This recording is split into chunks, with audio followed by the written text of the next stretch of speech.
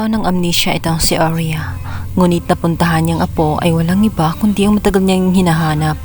Ito nga ay si Ina, isa din sa apo niya, isa ding De La Costa, na ngayon ay pinagtampo sila, subalit dahil sa walang malala si Arya ay hindi niya maalala itong si Ina.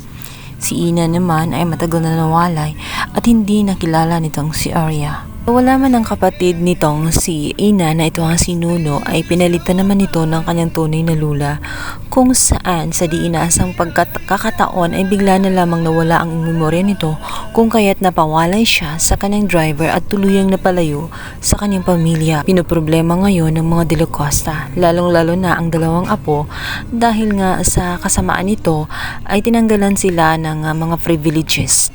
Maging ang kanilang debit card ay tinanggalan na nga ng koneksyon. Nasaktan si Madam De La Costa dahil sa dalawang apo niya ay hindi man niya makita ang bata na dapat manahan niya, yung mindset na kagaya niya noon. Wala itong alam sa negosyo. Ang gusto lang nito ay gumastos ng kanyang pera.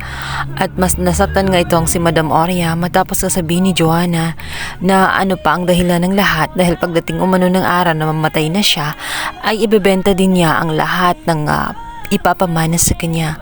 Kung kaya't nasaktan itong si Madam Arya. Hindi niya alam kung anong pinagdaanan ni Madam Arya palang makuha lamang ang kung ano meron siya.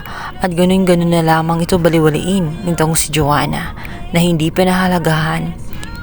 Walang maaalala itong si Madam Arya sa kanyang mga nakaraan ay mapapansin nga niya ang kakaibang karakter nga nitong si Ina, kung saan matagal niyang hinahanap-hanap sa kanyang mga apo. May mindset ito na parang isang entrepreneur ni kagaya niya. Kahit sa simpleng paraan ay talagang nagsisikap siya na makamit ang kanyang mga pangarap. Handa siyang maghirap at pagdaraanan ang bawat hakbang sa proseso ng kanyang pagyaman.